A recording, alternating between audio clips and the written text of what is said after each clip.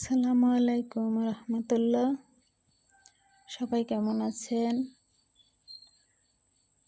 আজকের ব্লগে আছে আমার ইলিশ মাছের নতুন রান্না। একদম সহজভাবে ইলিশ মাছ রান্না করে নেবেন। তা আমি এখানে পানি দিয়েছি। প্রথমে পানির ভিতরে সব মাছগুলো দিয়ে দিলাম একটা একটা করে।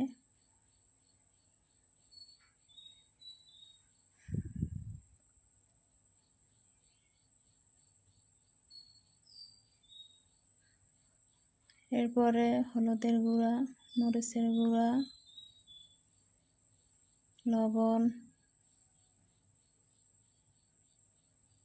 তেল সামান্য একটু।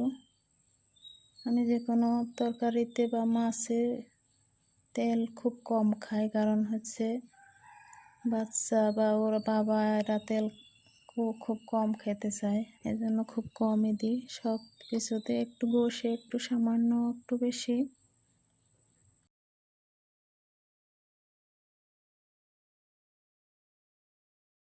তো দেখতেই পাচ্ছেন হয়ে গেছে, জলটা টেনে একদম ভাজা ভাজা হয়ে গেছে। এখন আমি মাছগুলো উল্টিয়ে দিচ্ছি। সুন্দরভাবে উল্টিয়ে দিয়ে মশলাটা মিক্স করে দিচ্ছি।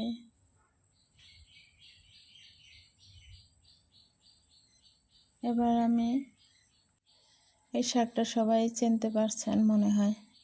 আমাদের এলাকায় বলে এটাকে মালঞ্চা শাক, এক এক জায়গায় আসলে এক একটা নাম।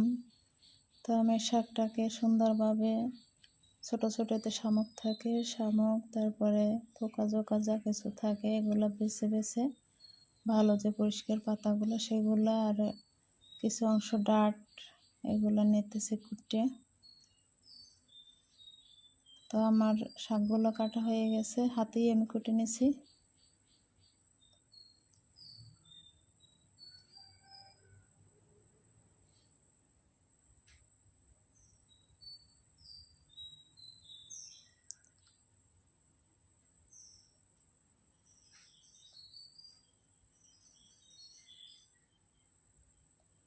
এবারে এতে যে সমস্ত উপকরণগুলো লাগবে সেগুলো হচ্ছে: আলু নিয়েছি একদম ছোট সাইজের 4টা, একটা রসুন, 2টা পেঁয়াজ, কাঁচামরিচ, আর হচ্ছে চিংড়ি মাছ।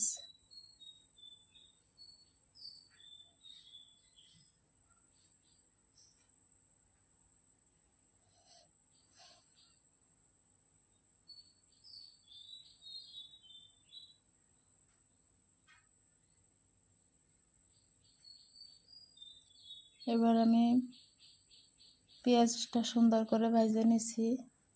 এরপরে এক মুঠ কিছু পরিমাণ শাক দিয়ে ওগুলো নেড়ে ছেড়ে মিক্স করে নিছি আর কি।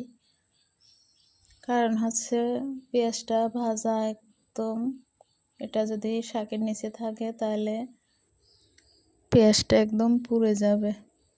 এজন্য অল্প কিছু শাক দিয়ে আমি পেঁয়াজটা মিশিয়ে নিছি।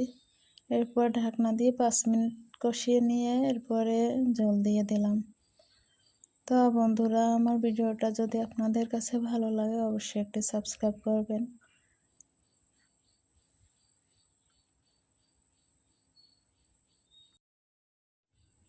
আর এটা হচ্ছে আমার গাছের ড্রাগন। তা বেশিরভাগই এর গাছগুলোই হচ্ছে ম্যাজেন্টা কালারের ড্রাগন হয়, আর একটা গাছে সাদা হয়। তো এখানে গাছটা প্রায় 1 বছর ড্রাগন হয় না, এবছর আবার হয়েছে, একটা অনেক বড় হয়ে গেছে, আর অনেকগুলাই আছে, সেগুলো একবারেই ছেড়া যাবে, সেগুলো বড় হয় না আর কি। তো সেটাও একটু শেয়ার করলাম আপনাদের সাথে। তো বন্ধুরা, আমি এখানে বিদায় নিচ্ছি। আল্লাহ।